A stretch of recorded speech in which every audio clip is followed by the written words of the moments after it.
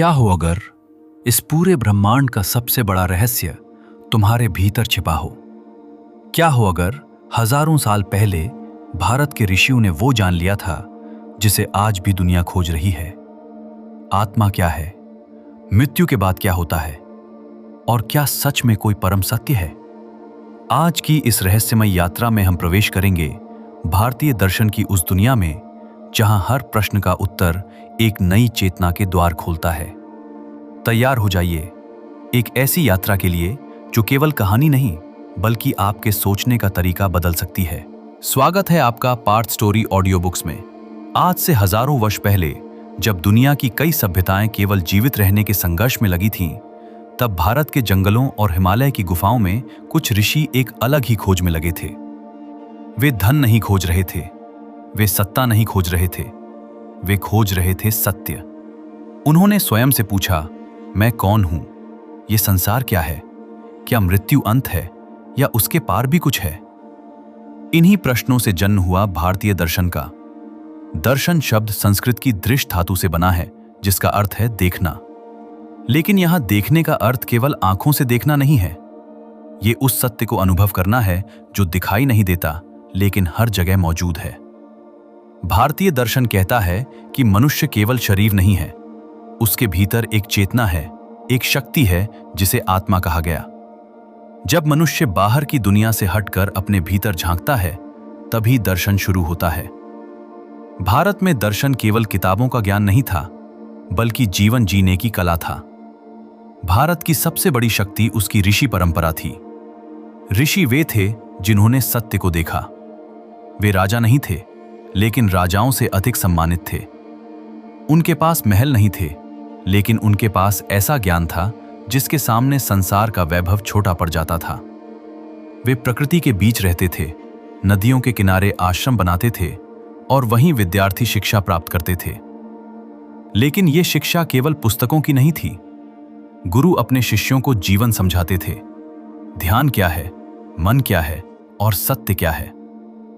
ऋषि विश्वामित्र, वशिष्ठ, याज्ञवल्क्य, अत्रि और भारद्वाज केवल नाम नहीं बल्कि भारतीय चेतना के स्तंभ हैं। कहा जाता है कि ऋषि विश्वामित्र ने वर्षों की कठोर तपस्या के बाद ऐसी शक्ति प्राप्त कर ली थी कि देवता भी विचलित हो उठे थे। ये केवल कहानी नहीं थी बल्कि ये संकेत था कि भारतीय दर्शन मनुष्य के भीतर असीम शक्ति मानता है। यही कारण है कि भारत में योग और ध्यान को इतना महत्व मिला। आज पूरी दुनिया योग सीख रही है लेकिन हजारों वर्ष पहले भारत के ऋषि इसे आत्मा तक पहुंचने का मार्ग मानते थे। लेकिन यदि आत्मा अमर है तो मनुष्य मृत्यु से इतना डरता क्यों है? और यदि हर जीव के भीतर वही ब्रह्म है तो संसार में इतना दुख और संघर्ष क्यों है? यहीं से भारतीय दर्शन का सबसे गहरा रहस्य शुरू होता है। एक ऐसा रहस्य जिसे समझ लेने के बाद मनुष्य स्वयं को कभी पहले जैसा महसूस नहीं करता। आगे जो आप सुनने वाले हैं वो केवल ज्ञान नहीं बल्कि हजारों वर्षों की तपस्या का सार है। भारत के युद्ध में जब अर्जुन अपने ही परिवार और गुरुओं को सामने देखकर विचलित हो गए थे, तब उन्होंने अपने हथियार नीचे रख दिए। उन्हें लगा कि यह युद्ध केवल विनाश लाएगा। उसी समय भगवान कृष्ण ने अर्जुन को वो ज्ञान दिया जिसने भारतीय दर्शन को हमेशा के लिए अमर बना दिया। कृष्ण ने कहा कि जो शरीर दिखाई देता है वो नश्वर है लेकिन आत्मा कभी नष्ट नहीं होती। यही वो क्षण था जहां से गीता का महान ज्ञान संसार के सामने आया। आत्मा न जन्म लेती है न मरती है। आत्मा न जन्म लेती है न मरती है। भगवद गीता में कहा गया है कि आत्मा को न आग जला सकती है और न पानी भिगो सकता है। भारतीय दर्शन कहता है कि मनुष्य वास्तव में शरीर नहीं बल्कि आत्मा है। शरीर केवल एक वस्त्र है और मृत्यु केवल वस्त्र परिवर्तन। इसी कारण भारत में मृत्यु को अंत नहीं माना गया बल्कि एक यात्रा का पड़ाव समझा गया। आत्मा अनेक जन्मों से गुजरती है और कर्म उसके अगले जीवन को तय करते हैं। यदि कर्म अच्छे हैं तो आत्मा ऊंची अवस्था की ओर बढ़ती है और यदि कर्म बुरे हैं तो उसे फिर संघर्ष करना पड़ता है। यही कर्म और पुनर्जन्म का सिद्धांत है। आज भी दुनिया भर में ऐसे अनेक रहस्यमयी मामले सामने आते हैं जहां छोटे बच्चे अपने पिछले जन्म की बातें बताते हैं। भारतीय दर्शन हजारों वर्ष पहले ही पुनर्जन्म की इस संभावना को स्वीकार कर चुका था। भारतीय दर्शन में आत्मा के साथ एक और शब्द आता है, ब्रह्म। ब्रह्म यानी परम सत्य, वो शक्ति जिससे पूरा ब्रह्मांड बना है। उपनिषद कहते हैं सर्वम खल्विदम ब्रह्म, अर्थात ये संपूर्ण जगत ब्रह्म है। जैसे समुद्र से लहरें उठती हैं, वैसे ही ब्रह्म से ये संसार प्रकट होता है। आत्मा और ब्रह्म अलग नहीं हैं।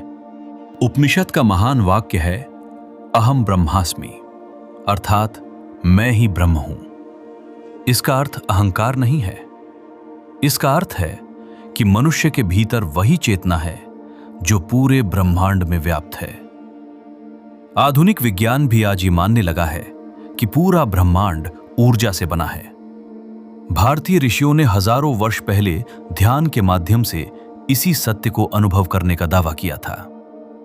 जब मनुष्य अपने वास्तविक स्वरूप को पहचान लेता है, तब उसे मोक्ष प्राप्त होता है। भारतीय दर्शन केवल ईश्वर की बात नहीं करता, बल्कि जीवन जीने का मार्ग भी बताता है। यह कहता है कि मनुष्य का अंतिम उद्देश्य केवल धन कमाना नहीं है।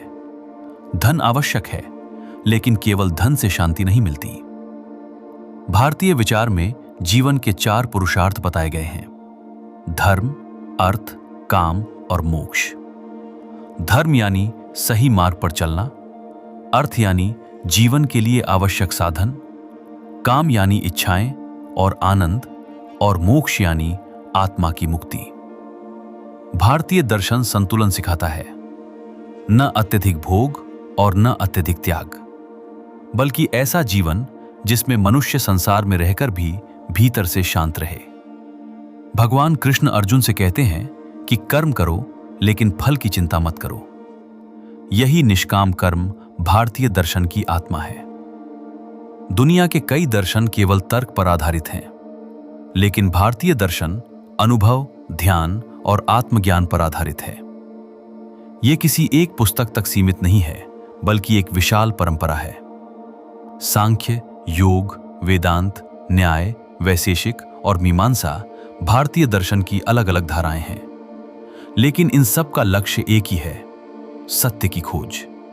भारतीय दर्शन हमें सिखाता है कि यदि मन अशांत है तो संसार भी अशांत लगेगा, और यदि मन शांत है तो संसार भी सुंदर दिखाई देगा। शायद यही कारण है कि आज की तेज भागती दुनिया में भी लोग ध्यान और योग की ओर लौट रहे हैं, क्योंकि बाहरी सुख के बावजूद भीतर की शांति खोती जा रही है। हजारों वर्ष बीत गए, सभ्यताएं बदल गईं और राज्य समाप्त हो गए, लेकिन भारतीय दर्शन आज भी जीवित है, क्योंकि ये केवल अतीत की बात नहीं करता, बल्कि मनुष्य के शाश्वत प्रश्नों का उत्तर देता है। मैं कौन हूं, जीवन का उद्देश्य क्या है, और सच्ची शांति कहां है? भारतीय दर्शन कहता है कि उत्तर बाहर नहीं, बल्कि तुम्हारे भीतर है। जब मनुष्य स्वयं को पहचान लेता है तो भय समाप्त होने लगता है, क्रोध शांत होने लगता है, और जीवन केवल संघर्ष नहीं, बल्कि एक यात्रा बन जाता है। शायद इसी कारण भारत की ऋषि परंपरा आज भी जीवित है, क्योंकि सत्य कभी पुराना नहीं होता। और शायद इस पूरी यात्रा का सबसे बड़ा उत्तर यही है कि जिस सत्य को तुम बाहर खोज रहे हो, वो हमेशा से तुम्हारे भीतर था। यदि आपको यह रहस्यमय यात्रा पसंद आई हो तो वीडियो को लाइक करें, शेयर करें और channel Parth story audio books को सब्सक्राइब करना न भूलें, क्योंकि यहां हम खोलते हैं भारत, अध्यात्म, इतिहास और ब्रह्मांड के ऐसे रहस्य जो आपकी सोच बदल देंगे। फिर मिलेंगे एक और अद्भुत रहस्य के साथ। ओम शांति।